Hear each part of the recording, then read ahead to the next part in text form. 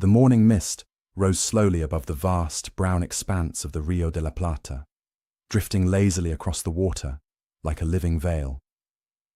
It was winter in the southern hemisphere. June of 1806. And the cold wind sweeping in from the Atlantic carried with it the sharp tang of salt, the musk of river mud, and the distant groan of shifting sandbanks. On this broad estuary, so wide it resembled an inland sea, a cluster of British warships sat at anchor, their hulls rolling gently on the swell.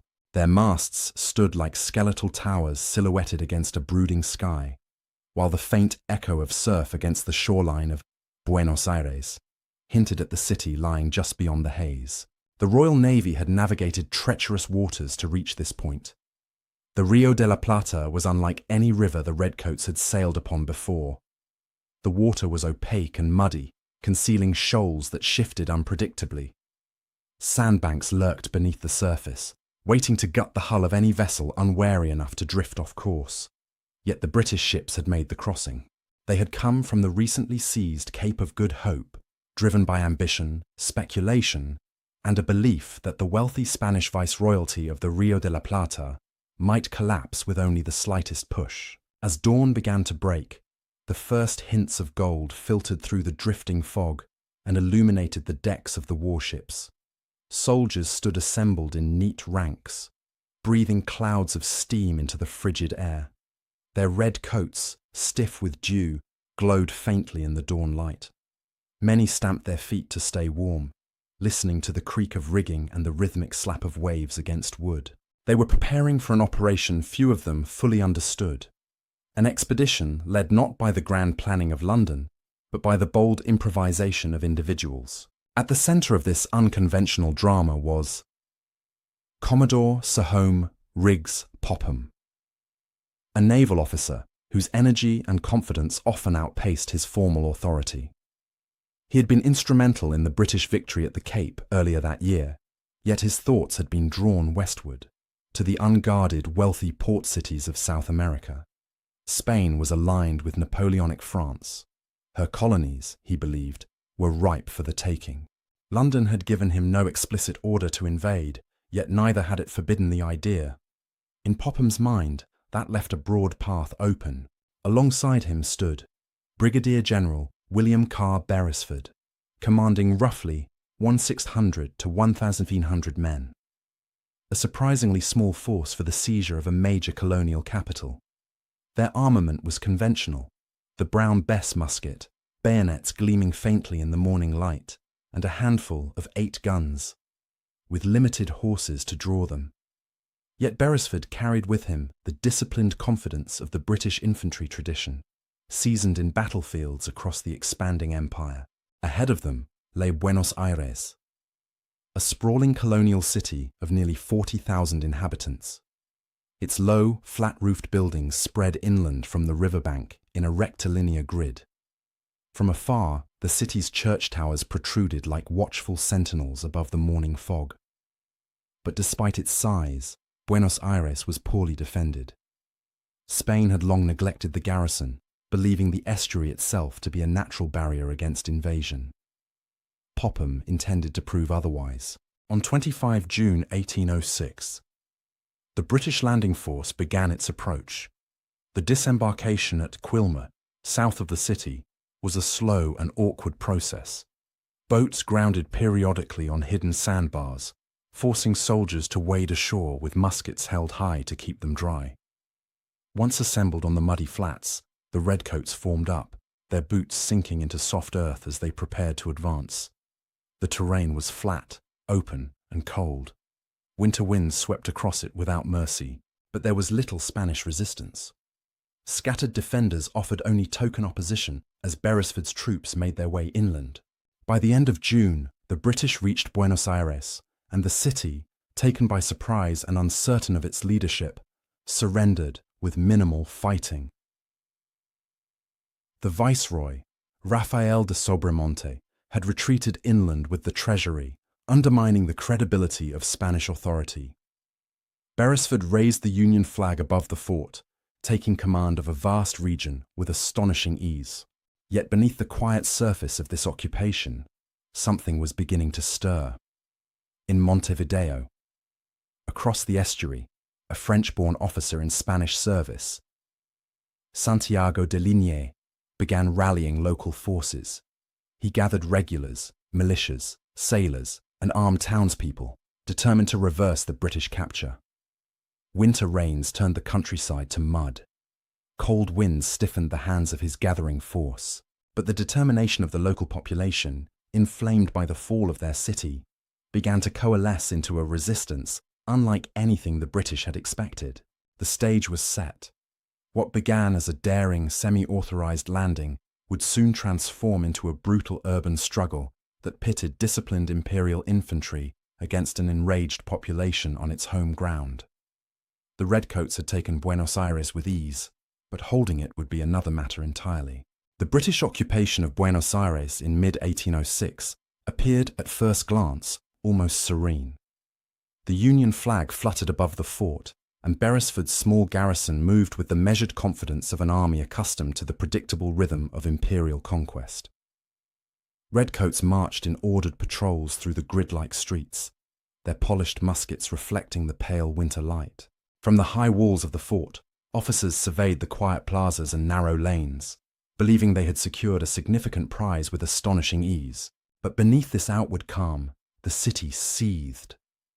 The population of Buenos Aires had not been defeated, merely shocked. And as the shock faded, resentment began to surface with increasing intensity. Beresford soon realized that the occupation was precarious, held together by the thin thread of his understrength force and the hope that reinforcements might eventually arrive from Britain. Yet the local population had no intention of accepting foreign rule. Their resistance would begin not with open war, but with whispers, meetings, and clandestine movements across the estuary. Across the wide, turbulent waters of the Rio de la Plata lay Montevideo, a fortified city whose governor, Pascual Ruiz Huidobro, immediately understood the gravity of what had occurred. Among those rallying to the cause was a French-born naval officer in Spanish service, Santiago de Liniers, a man whose personal courage and quiet resolve would soon transform him into the unlikely architect of the first reconquest. Liniers set out to gather a force capable of crossing the river and retaking Buenos Aires. What he assembled was an eclectic mix: Spanish regular infantry, militia units, sailors from the local naval forces, and armed townspeople who carried everything from muskets to pikes to makeshift weapons. By combining them into a coherent force, Liniers breathed life into a resistance movement animated by local pride and an emerging sense of identity separate from distant Spain. The weather was unkind. It was the heart of the southern hemisphere winter, and the countryside between Montevideo and Buenos Aires had become a landscape of mud and standing water. Cold rain fell regularly, drenching soldiers in their homespun cloaks. Boots sank deep into the sodden earth with each weary step, and each regiment moved more slowly than the last. Yet as word spread that Buenos Aires had fallen to a foreign power, more men rallied to Liniers' banner. Some came on horseback across the open pampas, some trudged along the riverbanks, and others sailed with him from Montevideo under cover of fog. By early August, Liniers had gathered approximately 3,000 to 3,500 men. A mixture of professional soldiers and civilians, welded together by a single purpose: expel the British. This force embarked on a risky crossing of the estuary, travelling from Colonia toward the northern outskirts of Buenos Aires. On 3-4 August 1806, they landed near Las Conchas, Tigre.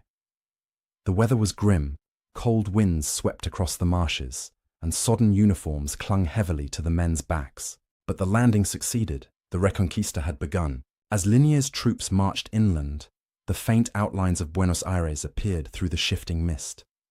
The city lay silent under British control, unaware of the force moving steadily toward it. The approach was slow and deliberate. Mud clung to the wheels of artillery pieces. Horses struggled to gain traction. The men advanced with increasing difficulty. Yet they pressed on. On 10 August, Liniers reached the district of Miserere, just outside the city. There he halted and assessed the situation. Buenos Aires, though occupied, was ripe for rebellion. Civic leaders such as Martín de Alzaga had already begun covert preparations to support the reconquest from within. Armed townspeople waited for any sign of resistance. The city's narrow streets and flat rooftops, which had offered no defense against Beresford's initial advance, would now become a labyrinth of ambush points against the occupying force. Liniers issued an ultimatum to Beresford, demanding that he surrender the city. The British commander refused. To Beresford, the roughly 1,600 men under his command had proven more than capable of taking Buenos Aires. He believed they could just as easily hold it. But he underestimated the fervor of a city that would soon fight street by street, rooftop to rooftop. On 11 August, the Reconquista began. As Liniers advanced into Buenos Aires, a wave of resistance surged through the urban grid. Windows flew open, muskets emerged from rooftops. Armed townspeople took to the streets, setting up barricades and firing from shadowy doorways. The flat roofs, connected by parapets, allowed defenders to move silently above the redcoats, striking from unexpected angles. The redcoats had mastered the art of open field battle, but the streets of Buenos Aires offered no room for line formation and little warning of incoming fire. Muskets flashed from rooftops, stones were hurled from balconies. In narrow lanes, defenders blocked the path with carts, furniture, and earthworks, forcing British units into killing zones. It was urban warfare in its rawest form, a chaotic struggle in which discipline was tested by every corner turned. By 12 August, Beresford's isolated detachments had been driven back toward the central plaza. Surrounded, cut off, and under relentless fire from every direction, the British position collapsed. In the heart of the city, beneath gunpowder smoke, thick as morning fog, Beresford surrendered. Nearly 1,300 British troops laid down their arms. The Reconquista was complete. Buenos Aires had risen, and with it, the British occupation dissolved in just 6 weeks. An astonishing reversal that would set the stage for a larger and far more brutal campaign the following year. The defeat of Beresford's garrison and the dramatic reconquest of Buenos Aires in August 1806 sent shockwaves across the British Empire. What had begun as a bold, semi-authorized adventure suddenly stood exposed as a political embarrassment. A small British force had captured a major colonial capital, only to be overwhelmed not by a formal Spanish army, but by a population armed with improvised weapons, local militia, and sheer determination. The London government, already stretched by the global demands of the Napoleonic Wars, now faced a choice: disavow the failed enterprise entirely, or reassert British prestige with overwhelming force. What followed was one of the most ambitious transatlantic operations Britain attempted during this period. A far larger, fully sanctioned expeditionary force was prepared, one intended not merely to retake Buenos Aires, but to seize the entire viceroyalty of the Rio de la Plata once and for all. Once and for, by late 1806, the wheels were in motion. Several regiments were redeployed from various imperial garrisons. Naval assets were reassigned, and command was entrusted to 2 senior figures whose reputations would soon be tested in vastly different ways: Major General Sir Samuel Auchmuty and Lieutenant General John Whitelock. Each man would leave an indelible mark on the campaign, one through tactical brilliance, the other through catastrophic miscalculation. The first objective was not Buenos Aires, but Montevideo, the fortified port city across the estuary. Strategically positioned on a peninsula, Montevideo possessed walls, bastions, and defensive works that made it a formidable obstacle. For the British, capturing it would provide a secure foothold on the continent, a base from which to launch a renewed campaign to retake Buenos Aires. In early January 1807, British forces gathered offshore, now numbering approximately 6,000 men. Auchmuty's contingent represented a far more powerful army than Beresford's understrength garrison from the previous year. These were disciplined troops, drawn from units that included the 95th Rifles, the 38th Foot, the 40th Foot, the 57th, and the 87th Foot, as well as detachments of light dragoons and Royal Marines. Their weapons glinted beneath the summer sun. The season was now southern summer, humid, bright, and relentless, but the British troops were accustomed to harsh climates after years of service across the empire. The crossing of the Rio de la Plata remained a challenge. Although the weather was mostly clear, the waters were as treacherous as ever, broad, brown, and laden with hidden shallows. Ships maneuvered carefully, their sailors scanning constantly for shifting channels. But this time, unlike the improvised landing of 1806, the operation unfolded with precision. Upon landing near Montevideo, the British began to probe the Spanish defences. Governor Pascual Ruiz Huidobro commanded a garrison of roughly 5,000 men, including Spanish regulars, militia units, and artillery crews posted along the city's walls. The defenders knew the importance of their position. If Montevideo fell, Buenos Aires would face the full weight of a British invasion. On 20th January 1807, British troops encountered Spanish forces at El Cardal, also known as El Cristo del Cardal. It was here that the campaign saw its first major clash. Auchmuty deployed the Payne 60th and 95th Rifles, whose skirmish tactics and accurate fire gave the British a clear advantage. Advancing in extended order, riflemen spread across the field, picking off Spanish troops with deliberate shots. Their Baker rifles, far more accurate than the smoothbore muskets of the line, suppressed Spanish positions and allowed British infantry to maneuver into striking distance. The Spanish resistance collapsed under the coordinated assault. The victory at Cardal opened the path to Montevideo, but capturing the city itself would require far more effort. The fortified walls were thick, the bastions bristled with cannons, and the narrow streets within promised brutal street fighting. Auchmuty understood that the city had to be stormed quickly. Delay would only strengthen the defenders. After careful reconnaissance, he selected a vulnerable section of the walls for assault. Siege batteries were established, and British artillery began pounding the stone defences, sending dust and fragments cascading downward. Smoke drifted above the fortifications, mingling with the humid summer air. On the night of 2nd February, as darkness settled over Montevideo, British troops prepared for the assault. The crackle of fuse cords and the low rumble of distant guns filled the air. Soldiers stood ready in assault columns, muskets unloaded, but bayonets fixed for the storm ahead. The assault would begin at dawn. In the early hours of the 3rd of February, 1807, a thunderous barrage shook the breach in the walls. When the signal was given, the Sansi Forlorn Hope, a volunteer group assigned to lead the charge, surged forward through broken masonry and tangled debris. Behind them advanced the combined light companies, grenadiers and riflemen, with the main infantry battalions pressing forward in tight ranks. The assault was brutal. Spanish defenders fired down from ramparts and adjacent rooftops, blasting the attackers with musketry and canister. But the British momentum proved unstoppable. Once the breach was secured, fierce street fighting followed.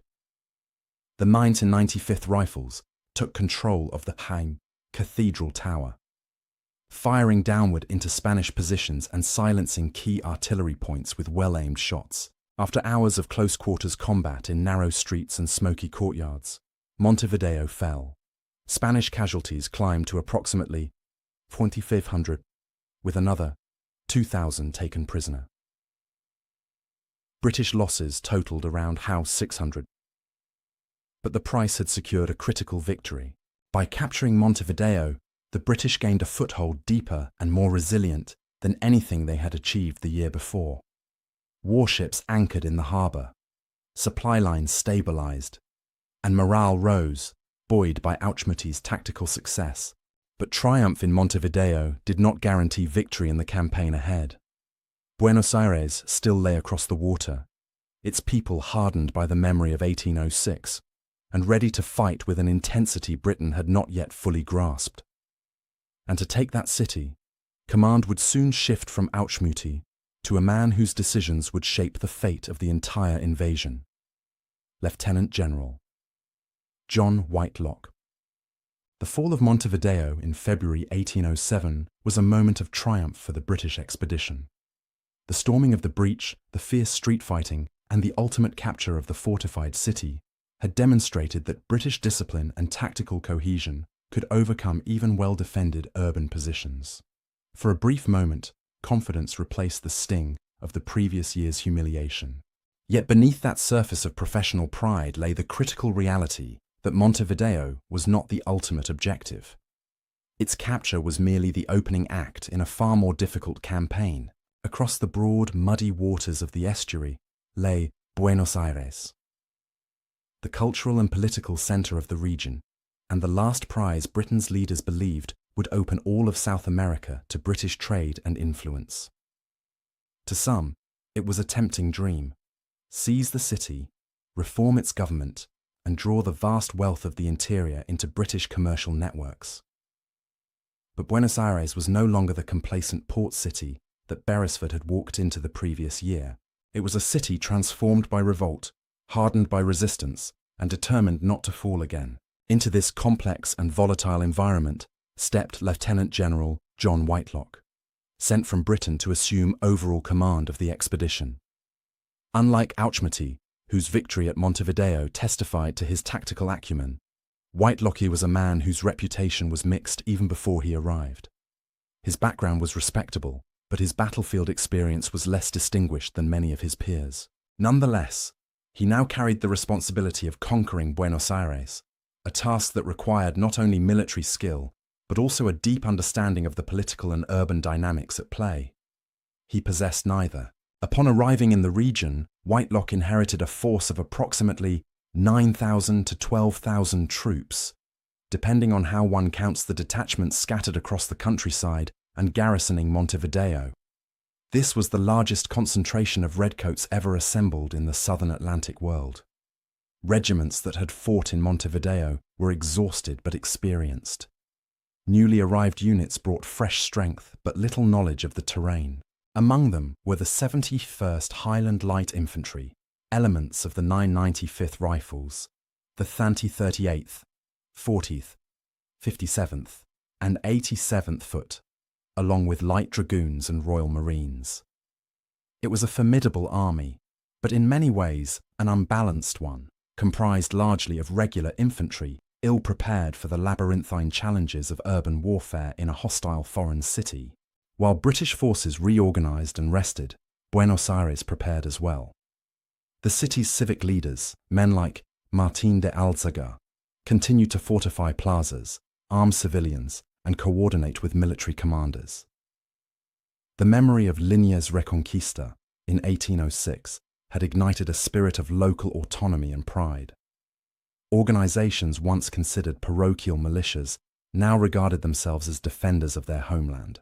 Though technically subjects of the Spanish crown, many residents no longer looked across the Atlantic for direction.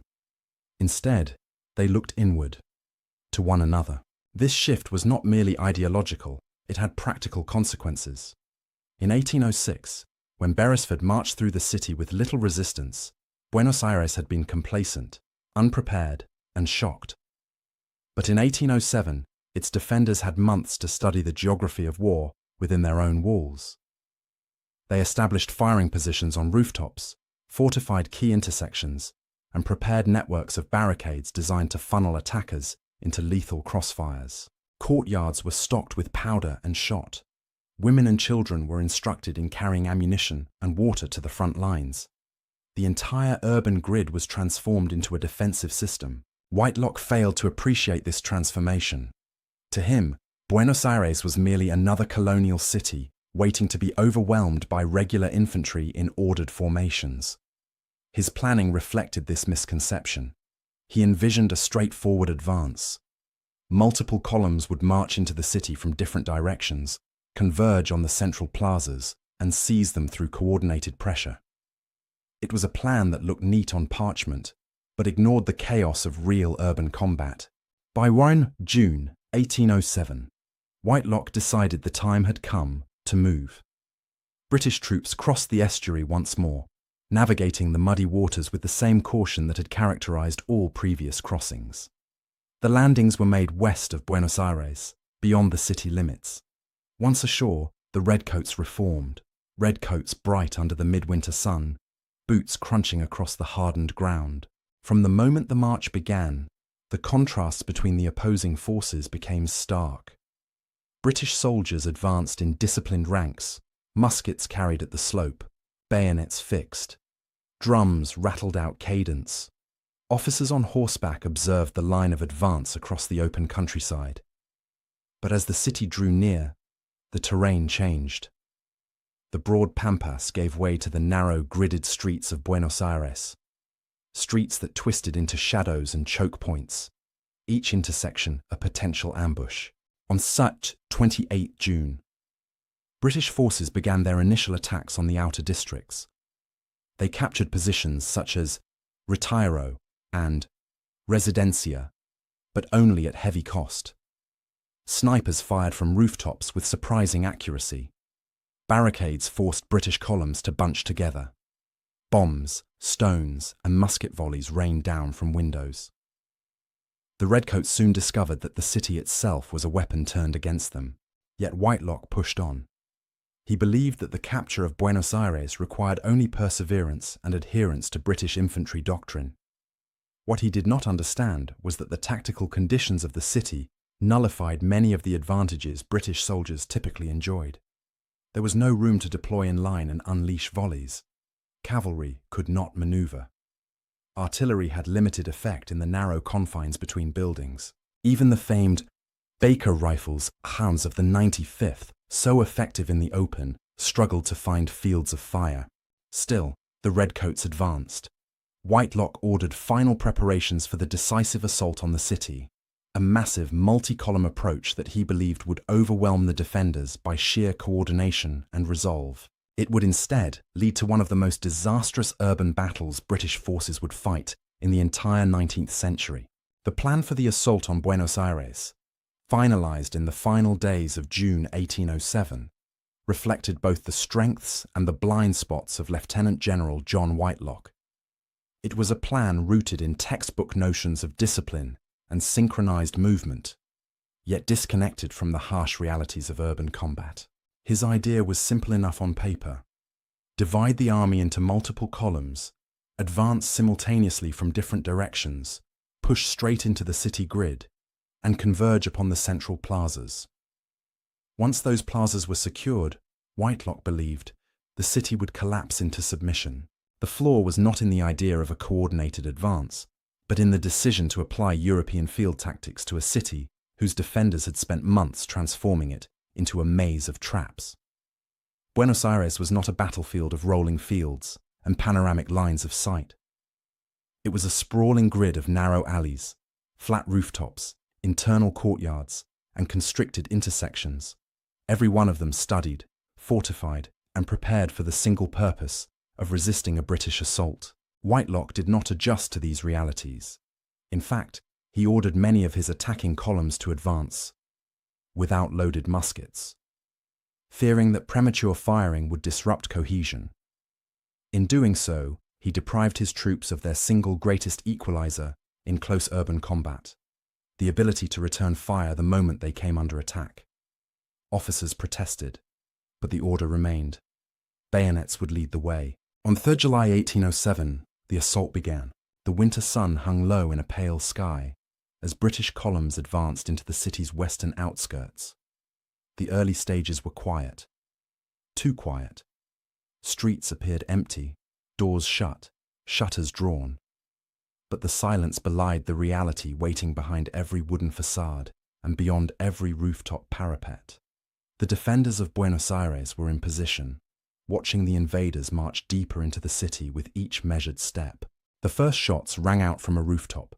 A small puff of smoke drifted into the cold air, followed by the sudden crack of musket fire. A British officer fell, struck down before his column even reached the first intersection. Then the city erupted. From balconies, windows, and rooftops, volleys poured down in a murderous cascade. The British columns, packed tightly into narrow streets, had no room to maneuver. Their unloaded muskets were useless. Their bayonets could not reach enemies firing from elevated positions. They pressed on because their orders left no alternative.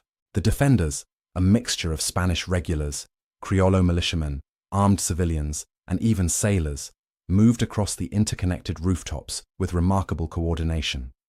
The flat roofs of Buenos Aires, built with parapets and accessible by internal stairways, allowed them to run from one firing position to the next without ever exposing themselves to counterattack. Muskets cracked in rapid succession. Stones and burning materials were hurled down. In some streets, small artillery pieces, dragged into position by desperate defenders, unleashed canister at point-blank range, shredding the tightly packed British ranks. The redcoats attempted to adapt. Officers shouted for their men to break down doors and clear buildings room by room. But urban combat was slow and punishing. Once a building was seized, defenders simply moved 2 rooftops over and continued firing. The British lacked the numbers, the training, and the familiarity with the terrain to control the flow of the battle. Whitelock's columns pressed toward their assigned objectives, but many never reached them. The 71st Highland Light Infantry, advancing along one of the principal streets, came under devastating fire from 3 directions. Hemmed in by barricades, they suffered heavy casualties before being forced into alleys where they were isolated and overwhelmed. Some units, attempting to advance across open plazas, found themselves caught in lethal crossfires, their ranks thinning as they attempted to traverse the killing grounds. In other sectors, British detachments fought their way toward key buildings, churches, convents, government structures, only to discover that the defenders had transformed these places into fortresses. Thick stone walls offered little purchase for attackers. Riflemen of the 95th AU, normally so effective, found themselves with limited visibility and irregular targets. Their Baker rifles, unmatched in open terrain, were less effective against fleeting shapes appearing briefly above parapets. The smell of gunpowder grew thick in the cold air, swirling down streets in hazy curtains. Bells rang from church towers as defenders signalled one another. The sounds of musketry echoed chaotically through the grid, ricocheting off walls, making it impossible for British officers to determine where the heaviest fighting was occurring. The city had become a labyrinth, a maze of smoke, stone, and steel. Still, British courage did not falter. Across numerous streets, small groups attempted to storm rooftops by smashing their way through adjoining houses. In some cases, desperate hand-to-hand struggles erupted in cramped chambers, lit only by the flashes of muskets and the glow of burning debris. But these efforts were fragmentary and isolated. The sheer scale of Buenos Aires made it impossible for the attackers to maintain cohesion. As the battle raged into Balfour July, it became increasingly clear that the British were losing momentum. Many columns had stalled, others had been cut off entirely. Dozens of small groups of redcoats were trapped inside buildings, surrounded by locals who shouted instructions and encouragement from the streets below. Meanwhile, the defenders maintained their advantage. Supplies of powder and shot were shuttled silently through side streets and courtyards. Reinforcements arrived by rooftop, not road. The urban terrain was their home, and they used every advantage it offered. By the end of the day, Whitelock faced a grim reality. His grand assault had fractured into isolated fragments of resistance, many surrounded and vulnerable. Dozens of British soldiers had been taken prisoner. Casualties mounted by the hour, and still, the defenders showed no sign of breaking. The attack had begun with confidence. It was now sliding toward catastrophe. The sun rose on Frommes, 5th July 1807, over a city convulsed by violence. Throughout the night, the glow of burning barricades and shattered doorways illuminated the narrow streets of Buenos Aires. The thick smell of gunpowder still clung to the damp winter air, mingling with the odours of river mud, crushed masonry, and smoke drifting from the smouldering wreckage of houses that had been fought over again and again. Bells tolled intermittently from church towers, signalling shifts in defensive positions or calling for reinforcements. The defenders had not rested, nor had they lost their resolve. For the British, the dawn brought no relief. The columns that had marched confidently into the city 2 days before were now scattered, pinned down, or completely isolated. What began as a coordinated assault had devolved into dozens of small, desperate struggles unfolding in courtyards, alleyways, and shattered rooms. Lieutenant General Whitelock still believed that victory was possible, but the reality on the ground told a different story. Across the city, British detachments faced overwhelming pressure. Many of the Mahon 71st Highland Light Infantry, caught in a deadly crossfire during their advance, had been forced to surrender after suffering significant casualties. In other districts, elements of the 30th, 57th, and 87th Foot found themselves cornered inside buildings commandeered as temporary strongpoints. The defenders, Spanish regulars, Criollo militias, and armed locals, moved fluidly between rooftops and internal courtyards, surrounding and isolating each British foothold. The urban design of Buenos Aires, which at first glance seemed orderly and predictable, became a strategic nightmare for the British. The city's grid, while regular, offered the defenders an almost infinite number of elevated firing positions.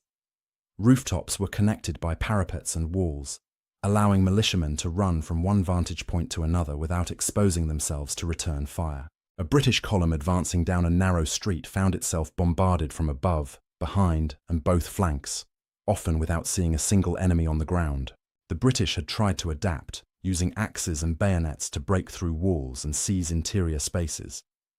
But for every building taken, 2 more would erupt with musket fire from unseen positions. Defenders hurled stones, debris, and even burning oil from balconies. Small artillery pieces, positioned in alleys or dragged onto rooftops, fired canister into tightly packed redcoat formations, causing devastating casualties in seconds. In some places, British riflemen of the 95th managed to secure vantage points and return accurate fire. They climbed into church towers or upper rooms, using their Baker rifles to silence individual enemy marksmen. But these successes were isolated. The sheer number of firing points available to the defenders overwhelmed even the most skilled riflemen. By mid-morning, messages reaching Whitelock made the situation clear.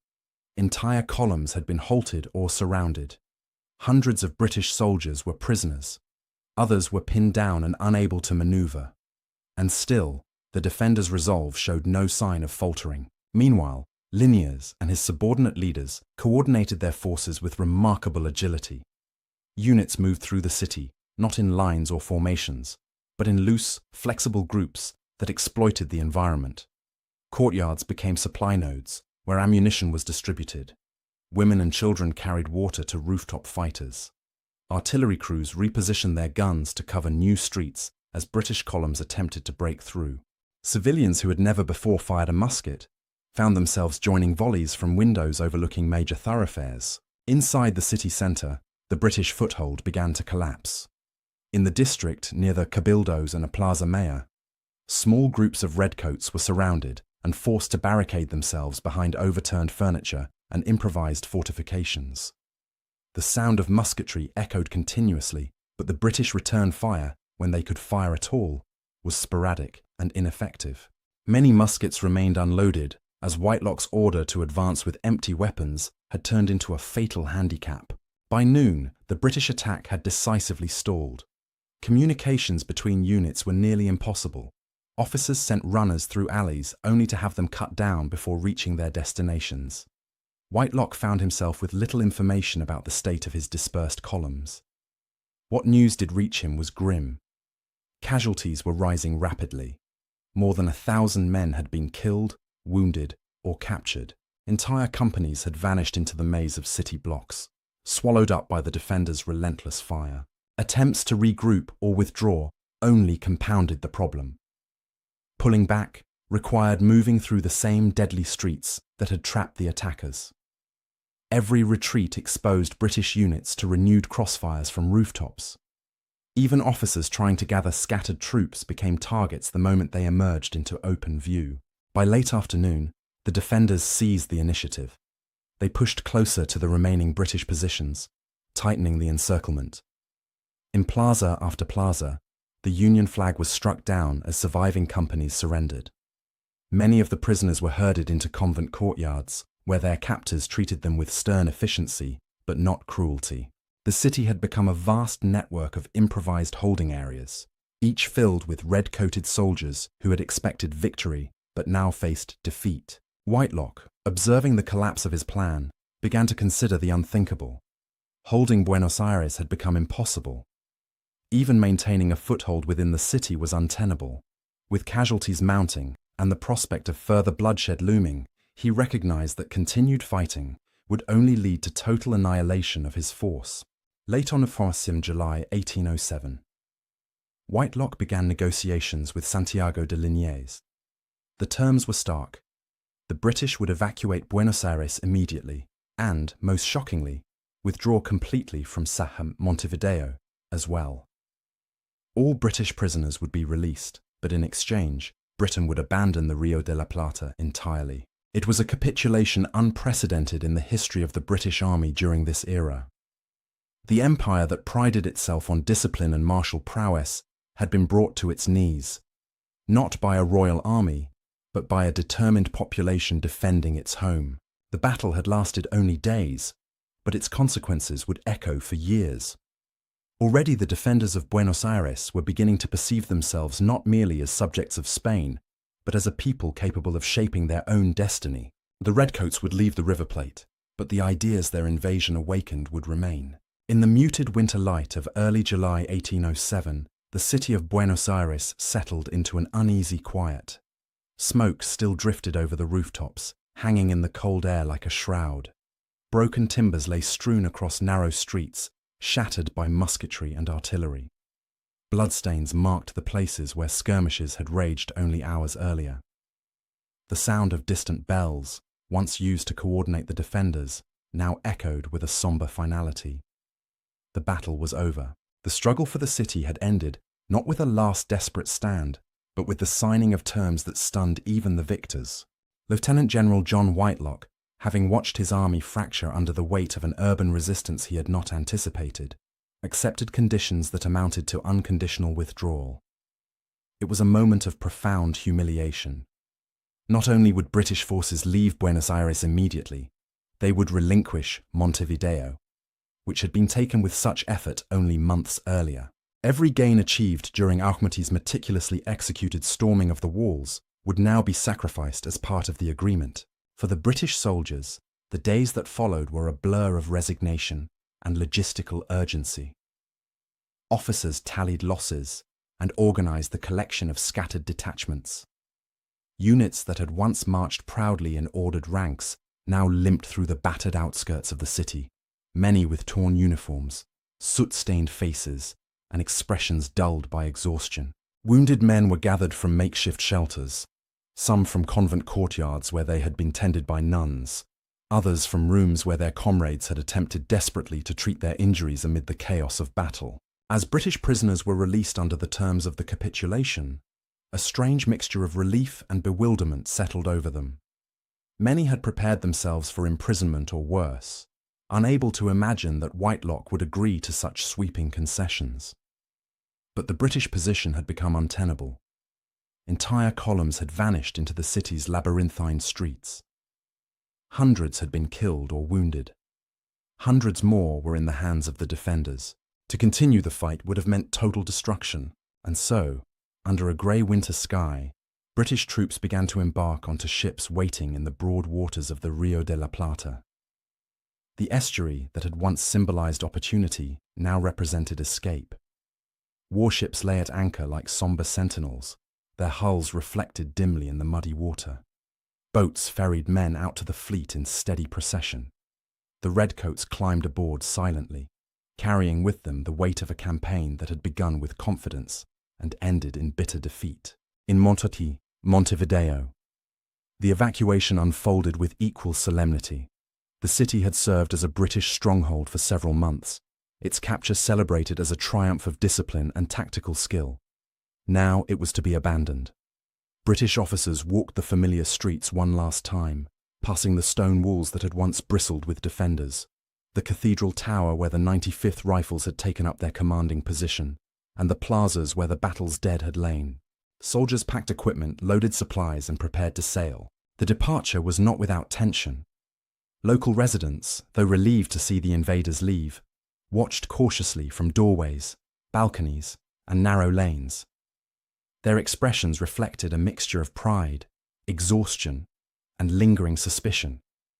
The defenders of Montevideo had fought fiercely and suffered greatly during the siege and storming. Now, as the British prepared to withdraw, the city's inhabitants observed in silence, recognizing that the moment marked not only the end of foreign occupation, but the beginning of a new chapter in the region's history.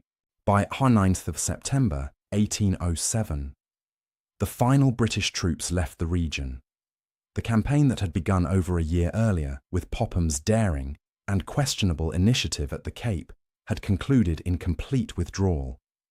What the British had hoped would become a foothold for imperial influence in South America had instead turned into one of the empire's most chastening military failures of the 19th century. For the British Army, the consequences were immediate.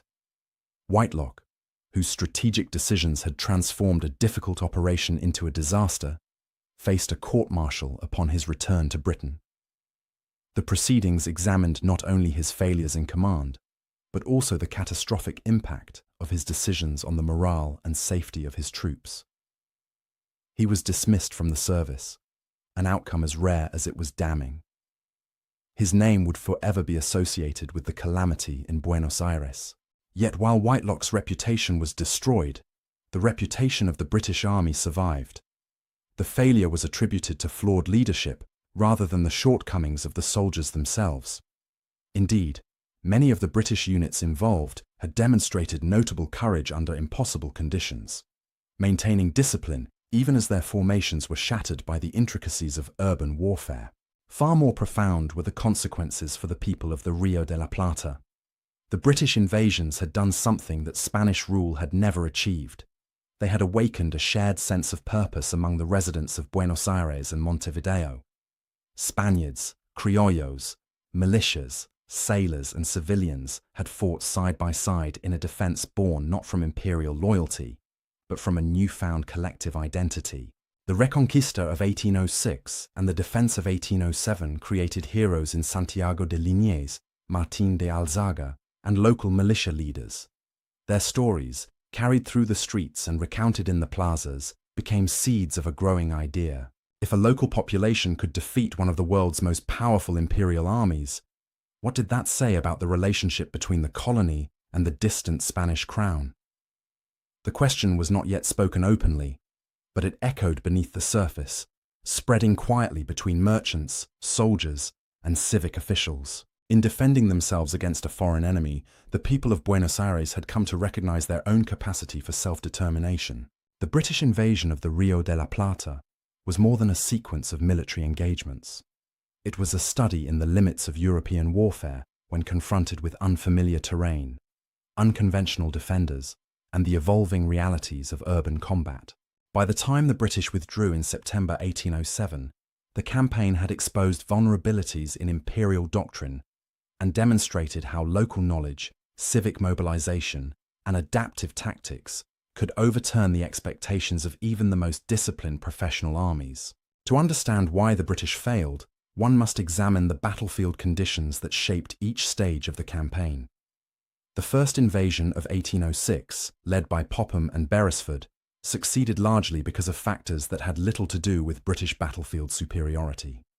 The Viceroy's unexpected flight with the Treasury, the unprepared state of local defences, and the shock of a sudden foreign landing created a vacuum into which the British marched almost unopposed. The capture of Buenos Aires in June 1806 was not the result of overwhelming British force, but of the city's confusion and complacency. But the Reconquista in August 1806 revealed a very different reality. When Liniers returned from Montevideo at the head of roughly 3,500 men, he introduced a form of warfare that blended local knowledge with improvisation. His forces moved through marshes and mud in winter cold, their boots sinking into the sodden ground as they advanced toward the city. Alongside regular soldiers, sailors, and militia units were townspeople who knew the terrain intimately, fishermen who understood the riverbanks, artisans familiar with every narrow street, and ranchers whose experience on open pampas gave them a unique understanding of movement and positioning. Once inside the city, They adapted instinctively to urban combat. Instead of relying on rigid formations, they used rooftops, parapets, and balconies as elevated firing platforms. They moved across flat roofs that connected entire blocks, transforming Buenos Aires into a three-dimensional battlefield where defenders controlled not just the streets, but the vertical landscape above them. The Reconquista demonstrated an early form of what modern military theorists would call distributed urban resistance, a decentralized approach that used the environment as a force multiplier. By the time Whitelock launched the second assault in 1807, the defenders had refined this approach to a deadly art. They established firing positions in courtyards, dragged small artillery pieces onto rooftops, and built barricades across key intersections. These barricades, constructed from carts, stones, earth, and household furniture, did not resemble the grand, formal defensive works of European campaigns. They were improvised, irregular, and extraordinarily effective in channeling British columns into predetermined killing zones. British infantry doctrine, honed on fields from Canada to India, relied on line formations that maximized the firepower of volleys from the Brown Bess musket, but the streets of Buenos Aires offered no room to deploy in line. Each British column advanced in a narrow file, unable to return fire against attackers positioned above them.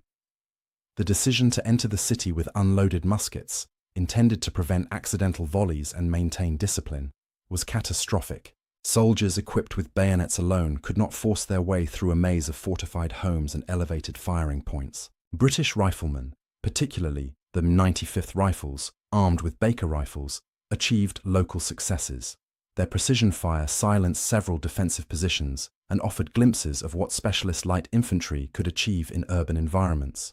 Yet their impact was limited by the city's terrain and by the sheer number of defenders. Even from elevated positions, such as church towers, the riflemen could not cover the breadth of the city or coordinate a unified offensive. The defenders' adaptability extended beyond battlefield tactics. Their logistics were equally sophisticated. Powder and ammunition were distributed through interior courtyards. Water was carried to rooftop fighters by civilians. Wounded defenders were moved into private homes, where families tended to them. Buenos Aires did not fight like a city under attack. It fought like a city defending its very identity. And in doing so, it demonstrated that an urban population, even one lacking a formal standing army, could resist a professional invading force through unity, ingenuity, and mastery of its environment. Montevideo offered a different lesson. There, the urban terrain favored the defenders only until the walls were breached. Auchmuty's storming of the city on 3rd of February 1807 unfolded like a textbook example of European siege doctrine. Once British forces entered through the breach, the defenders' elevated positions were fewer, their lines more exposed, and the movement of British units more cohesive. The 95th Rifles, an occupation of the Cathedral Tower, provided dominating fields of fire, allowing them to dismantle Spanish artillery positions and secure control of the city's vertical dimension. Montevideo fell because its structure aligned more closely with the type of warfare British forces understood. Buenos Aires did not. Its flat-roofed houses, narrow streets, and interconnected blocks transformed the city into a complex labyrinth that nullified traditional British advantages. The defenders did not need formal military training to understand how to exploit the terrain. They lived within that maze every day. The British discovered that imperial prestige offered no protection against a city fighting for its life. Their soldiers marched with discipline and courage, but they marched into an environment where discipline and courage were insufficient. The campaign revealed the limits of 18th century linear tactics and the vulnerability of traditional European formations in dense urban environments, a lesson the British Army would be forced to revisit in other conflicts throughout the following century. In the aftermath of the withdrawal, military observers across Europe reflected on the implications. The British had brought thousands of well-trained infantry across the Atlantic. They had commanded a powerful fleet. They had captured Montevideo through professional skill. Yet they had been defeated by a city that refused to yield, using weapons and tactics adapted to the streets themselves. The defenders of Buenos Aires had shown the world that even the mightiest empire could be broken, not by overwhelming force, but by resolve, preparation, and the unparalleled advantage of home terrain. Behind the sweeping movements of armies and the unfolding drama of strategy lay the human experience of those who lived and fought in the Rio de la Plata campaigns. The soldiers, militiamen, civilians, and sailors who participated in the conflict endured hardships that rarely appeared in official reports. Their experiences revealed the emotional and physical burdens that warfare imposed during this turbulent period. Burdens shaped by the harsh environment, the changing seasons, and the merciless realities of combat. The British soldiers who embarked from the Cape of Good Hope in early 1806 were accustomed to hardship, yet the Rio de la Plata presented unfamiliar challenges from the moment they arrived. The estuary was a vast, opaque mass of brown water, its muddy currents swirling unpredictably. Navigating the river was a nerve-wracking ordeal. Sailors moved slowly along shifting channels, their eyes fixed on the churning surface that concealed sandbanks capable of tearing apart a ship. Many soldiers, packed into cramped spaces aboard troop transports, felt the constant anxiety of running aground. When the small landing craft finally pushed off and made for the shoreline at Quilmes, their boots touched unfamiliar mud that clung to every stride. The disembarkation was exhausting. Boats grounded on hidden shallows, forcing redcoats to jump overboard, wade ashore in icy water, and trudge across marshy ground. Winter winds whipped across the plain, cutting through their uniforms. The initial advance on Buenos Aires in 1806 unfolded under these conditions: sodden ground, bitter cold, and a grey sky that seemed to press downward without mercy. Even victors suffered, for victory offered little warmth. In contrast, the militia and townspeople who rose under Liniers' banner in the Reconquista endured a different set of hardships. Their force was an eclectic assembly: Spanish regulars, sailors from Montevideo's garrison, Criollo militiamen, and civilians of all ages. Many lacked proper uniforms or equipment. Some carried muskets of varying calibers, others pistols, cutlasses, or even agricultural tools repurposed as weapons. Yet what they lacked in standardization, they compensated for in familiarity with the landscape and churches, homes, alleys, and rooftops of their own city. Their march from Montevideo to Buenos Aires took place under punishing conditions. Winter rains turned roads into rivers of mud. Wheels of artillery carriages sank deep into the ground as horses strained to pull them free. Cold air stiffened fingers around musket stocks. The men advanced slowly, their progress visible in the thick tracks left behind in the wet earth. Many were exhausted before they even reached the outskirts of Buenos Aires. Yet the knowledge that their families and homes lay under foreign occupation fueled a determination that carried them forward. Inside the city, during the Reconquista of August 1806, the fighting was chaotic and intimate. The smoke of musket volleys mingled with the smoke from fireplace chimneys. Gunshots echoed between adobe walls, amplifying the confusion. The air smelled of burnt powder, crushed earth, and sweat. Civilians, women, children, elders moved through interior courtyards carrying ammunition, filling water jars, and tending to the wounded. In moments of fierce rooftop fighting, stones and tiles shattered beneath the impact of bullets, sending shards flying through the air like deadly fragments. For the residents of Buenos Aires, survival was a collective effort. When the British captured Montevideo in February 1807, soldiers on both sides experienced the grim reality of siege warfare. The defenders stood atop walls battered by artillery, enduring the concussion of cannon fire that shook the very foundations beneath their feet. Spanish and Criollo troops fired from embrasures while clouds of brick dust rained down around them. As the British stormed the breach at dawn on 3rd of February, defenders and attackers collided in brutal hand-to-hand combat. Bayonets met steel and flesh in a scene illuminated by the flicker of muzzle flashes. The street fighting that followed was merciless. Soldiers slipped on pools of blood as they fought their way through narrow lanes. The wounded cried out from doorways and improvised shelters, each plea lost in the crashing tumult of battle. The British soldiers who entered Montevideo after the victory faced a city wounded in every sense. Buildings showed scars of shattered masonry and scorched facades. Civilians emerged cautiously from their homes, uncertain what treatment the conquerors might impose. Soldiers on patrol encountered both relief and fear in the faces of residents. The tension of occupation settled quickly over the city, shaping daily interactions between conquerors and conquered. As Whitelock's army marched toward Buenos Aires in June 1807, the soldiers carried with them memories of Montevideo's violence. Some hoped their next engagement would bring swift resolution. Others feared the unknown terrain waiting beyond the horizon. They trudged across the pampas in winter weather, boots crunching over hard ground, breath rising in frosty plumes.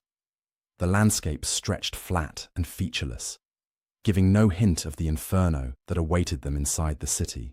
The assault on Buenos Aires delivered a particular kind of suffering.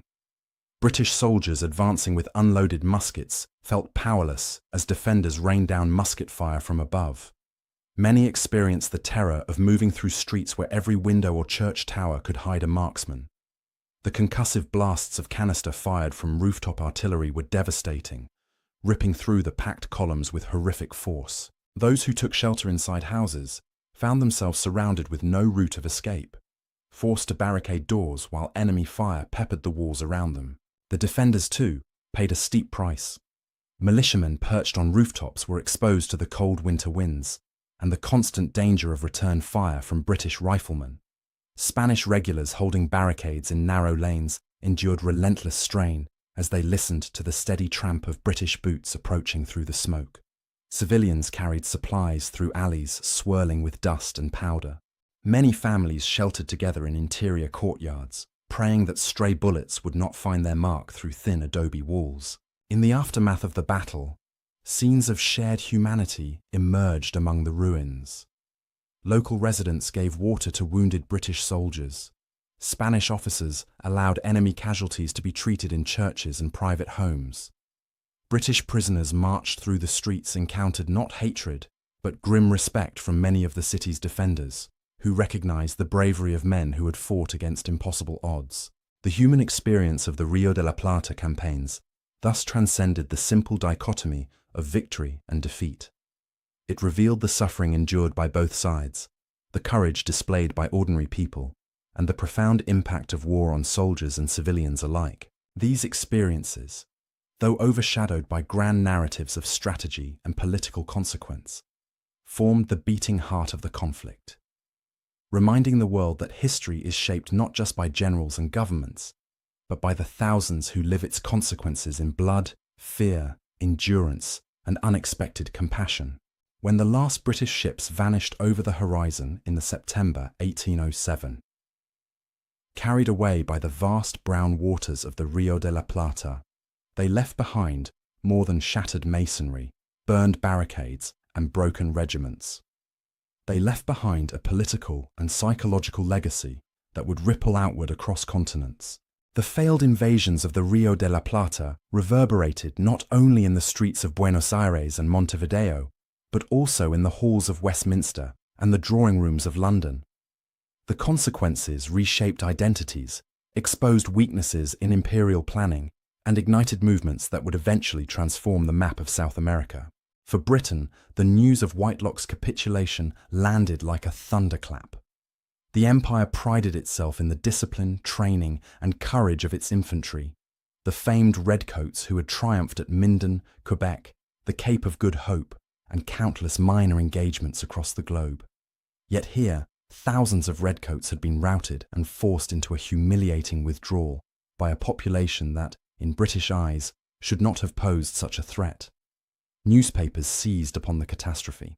Members of Parliament demanded explanations. How could a major British expedition, reinforced by fresh regiments and supported by a strong fleet, have performed so poorly?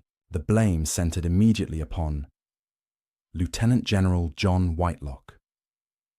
His decisions, advancing into a hostile city with muskets unloaded, splitting his forces into isolated columns, failing to coordinate communication, and underestimating the defenders' preparations, were scrutinized with unforgiving intensity. Upon returning to Britain, Whitelock faced a court-martial, one of the most serious of the era.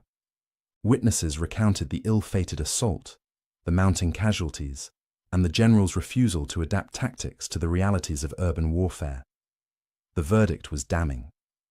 Whitelock was dismissed from the service with ignominy, a rare and devastating judgment that effectively ended his career and marked him as one of the least successful British commanders of the century. Yet British pride was wounded more deeply than the reputation of a single officer. Strategists and military theorists studied the campaign closely, drawing sobering conclusions. The British Army's reliance on linear tactics had proven effective in open battlefields but disastrously inflexible in dense urban terrain. The invasions demonstrated the logistical and environmental complexities of projecting power across oceans. Challenges multiplied when operations were improvised, as Popham's initial adventure had been. The failure also tempered British ambitions in South America. London recognized that without clear political allies, logistical preparation, or local support, attempts to seize Spanish colonies would be fraught with risk.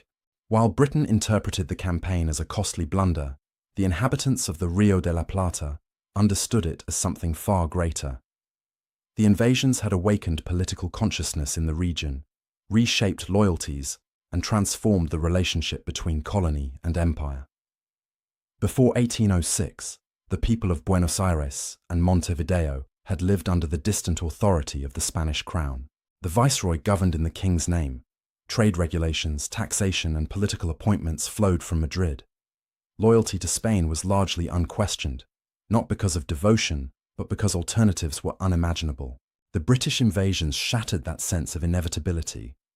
When Beresford captured Buenos Aires in 1806, the Spanish imperial system collapsed in real time. The viceroy fled, the treasury disappeared into the interior, and the city found itself abandoned by the authority that was meant to protect it. In that vacuum, ordinary citizens, merchants, ranchers, artisans, clerks, sailors, took up arms and defended their home not as subjects of Spain, but as members of a society capable of acting for itself. This newfound autonomy matured dramatically during the Second Invasion. The defense against Whitelock's assault was led not just by Spanish officers, but by local leaders such as Martín de Alzaga, who coordinated urban resistance with astonishing effectiveness. Militia units filled with criollos, American-born descendants of Spanish settlers, fought alongside Spanish regulars as equals. Civilians provided ammunition, water, food, and intelligence. Women and children moved through streets under fire, carrying supplies to defenders on rooftops and barricades. The city's collective effort created a powerful sense of unity that transcended traditional social and ethnic divisions. When the defenders drove out one of the world's most formidable imperial armies, they gained more than a military victory. They gained proof of their own capacity. The psychological impact was enormous. Word spread quickly across the region. The people of Buenos Aires had accomplished what Spain itself had failed to do: defeat a British invasion decisively. This realization planted the seeds of a political transformation. If the city could defend itself without Spain, why must it continue to submit to a distant monarchy? If the colonial administration could flee at the first sign of danger, why should it continue to govern? The invasions also elevated new leaders whose influence would soon shape the independence movement. Santiago de Liniers, the French-born commander who orchestrated the Reconquista of 1806, became a symbol of local heroism and resilience. Juan Martín de Pueyrredón, the landowner who led cavalry forces in the early resistance, emerged as a respected military and political figure. Even Alzaga, despite later conflicts with Liniers, played a pivotal role in demonstrating that local leaders could mobilize an entire city in defense of its sovereignty. These developments did not immediately lead to independence. The Spanish crown still held authority, and the region remained nominally loyal. But beneath the surface, the dynamic had irrevocably changed. The invasions had sparked discussions in town councils, among merchant guilds, and within militia companies. Questions that would have been unthinkable a decade earlier now circulated openly. Should the Rio de la Plata govern itself? Should loyalty be given to those who protect the people, or those who abandon them? What role should criollos play in their own political destiny? In the years to come, Spain's struggle against Napoleon would weaken its hold on the colonies further. But it was the British invasions that provided the first proof that self-determination was not merely desirable, it was possible. The people of Buenos Aires had repelled the British not because they were commanded by Spain, but because they had united in their own defense. The echoes of those invasions would continue to reverberate as the region marched inexorably toward revolution, autonomy, and the birth of new nations. The British invasions of 1806 and 1807, though brief in duration, cast a long and transformative shadow across the Rio de la Plata. They were not merely failed military expeditions, they were catalysts that reshaped political identities, challenged long-standing colonial structures, and ignited a chain of events that would culminate in the independence movements sweeping across South America in the decades that followed. For the people of Buenos Aires, the defense against the British was not simply an act of loyalty to Spain, but the moment they first recognized their own capacity to defend, govern, and define themselves. In the immediate aftermath of the invaders' expulsion, Buenos Aires stood both triumphant and transformed. The victory had been won not by a Spanish royal army, but by a coalition of local defenses, criollos, Spanish regulars, merchants, militiamen, sailors, and civilians, acting in unison. Militia units had proven their effectiveness. Civic leaders had demonstrated their ability to mobilize the populace, and the people themselves had fought with a ferocity that stunned the British and even surprised parts of the Spanish administration. It was a moment that revealed the latent power of a society that had never before been tested on such a scale. This discovery had profound political implications. When Viceroy Rafael de Sobremonte returned after the first invasion, he found a population deeply critical of his flight and failure to defend the city. His authority collapsed. He was formally removed from power. The Spanish monarchy, watching anxiously from across the Atlantic, realized that its colonial hierarchy had been shaken to its foundation. If a viceroy could be repudiated by his own subjects, what did that mean for the legitimacy of imperial rule? The cracks widened further when Santiago de Liniers, the hero of the Reconquista, was appointed the new viceroy. This appointment was remarkable not only because he was admired in Buenos Aires, but because he was not even Spanish-born. A French officer whose authority now rested on local support. In the traditional hierarchy of the Spanish Empire, criollos and foreign-born officers were held at arm's length, excluded from the highest levels of power. Yet the invasions had demonstrated that legitimacy flowed not from Madrid, but from Buenos Aires itself. A new political reality was taking shape, one in which local leadership could supersede imperial tradition. The defense of 1807 accelerated this shift. During Whitelock's assault, the city's civic leader, Martín de Alzaga, organized neighborhood defense corps and oversaw the construction of barricades. His abilities were recognized not only by locals, but by military leaders who saw firsthand how essential the civic institutions had become to the city's survival. After the battle, these same institutions remained mobilized. For the first time, Buenos Aires possessed a powerful, armed citizenry that knew its strength and had exercised it successfully. This newfound confidence directly influenced political events in the years to come. When news arrived in 1808 that Napoleon had invaded Spain and forced King Ferdinand VII to abdicate, the people of Buenos Aires faced a profound question. If Spain itself had fallen under foreign domination, to whom did they owe allegiance? The Spanish Empire's authority had been fatally compromised in Europe, and the colonies were left to determine their own fate. The memory of the British invasions provided a clear answer. 2 years earlier, without Spain's assistance, Buenos Aires had defended itself against a foreign invader twice. They had formed their own militias, their own leadership structures, and their own strategies. If they could defend themselves in war, many reasoned, surely they could govern themselves in peace.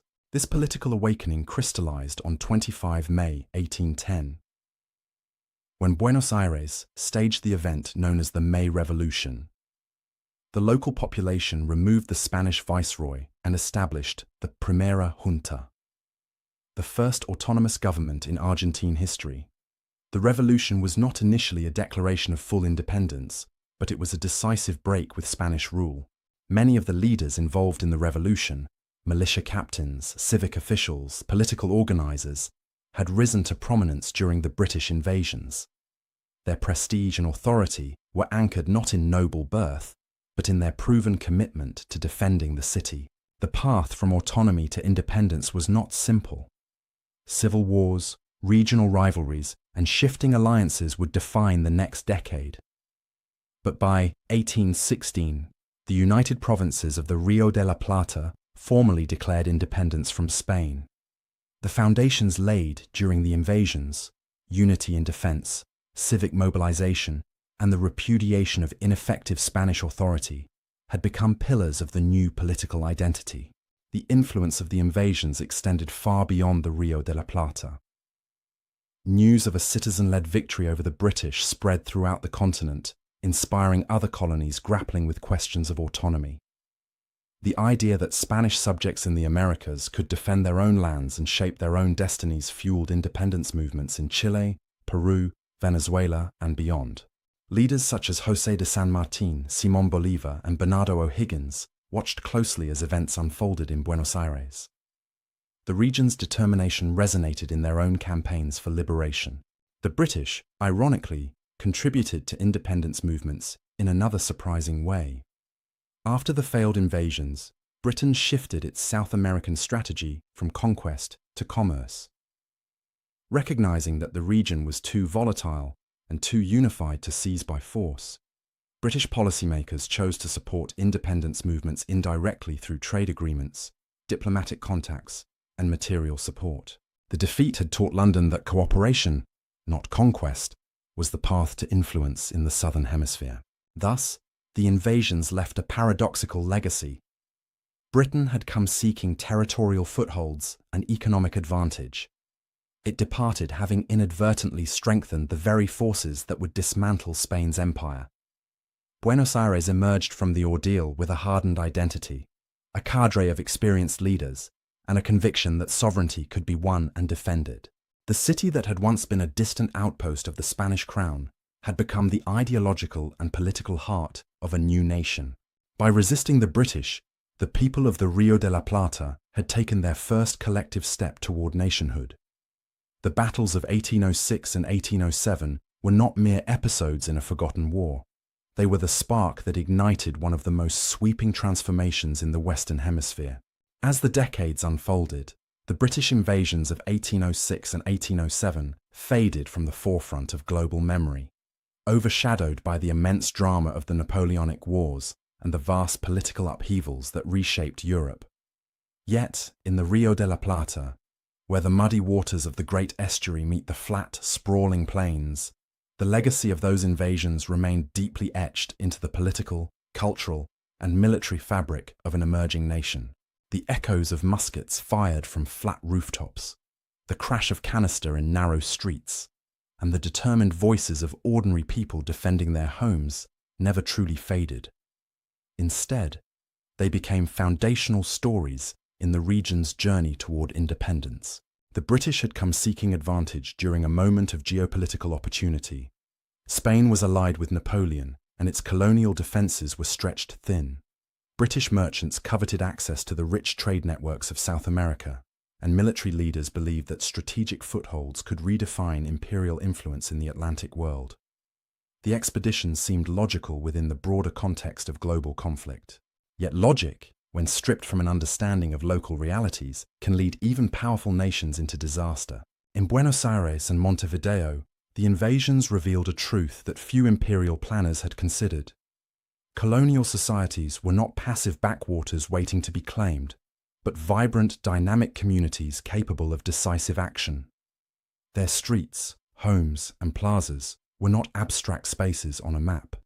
They were lived environments filled with people whose daily lives formed an intimate understanding of the terrain. When threatened, they transformed these familiar places into battlegrounds that defied conventional military wisdom. This was most evident in the streets of Buenos Aires during the 1807 assault. The British Army had arrived with regiments seasoned on European and colonial fields. Men trained to fight in line, to fire volleys in unison, and to advance in steady formations under fire. Yet the city consumed these formations. Streets that appeared orderly from afar revealed themselves to be narrow channels of death. Rooftops became firing platforms, windows became fortifications, courtyards became hubs of ammunition, water, and information. It was a city transformed into a weapon by the people who knew it best. The Redcoats fought with unquestionable bravery. Isolated groups defended themselves inside houses, kicked down doors, and tried to seize the elevated ground that British armies understood instinctively as the key to victory. Riflemen of the 95th leveraged their skills where they could, firing precise shots into the chaos.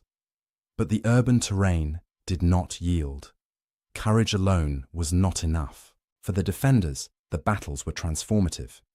Prior to the invasions, few residents of Buenos Aires had imagined themselves as political actors capable of resisting a major imperial power. The conflicts awakened a sense of possibility.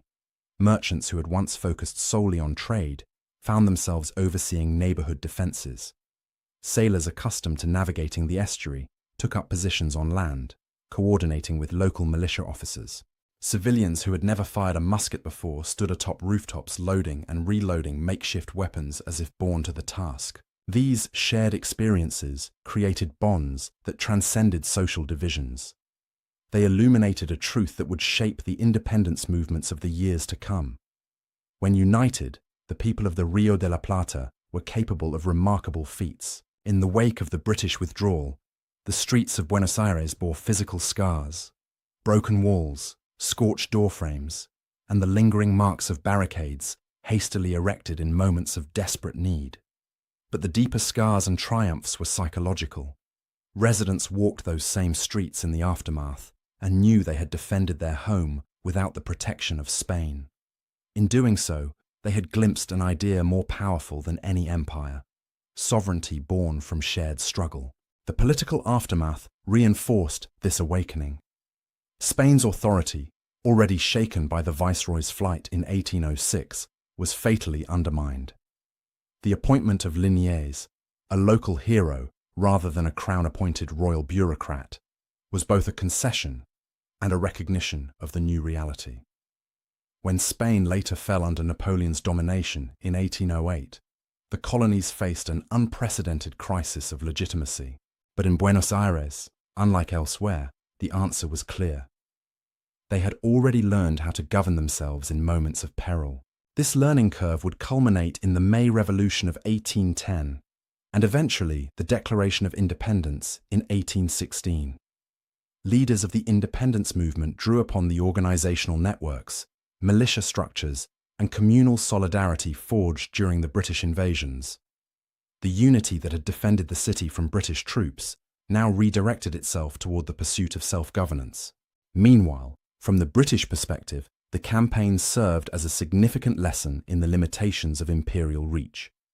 Britain's shift away from conquest and toward commerce in South America was not simply a matter of geopolitical convenience, but a tacit acknowledgement that the invasions had revealed the region's strength and unity.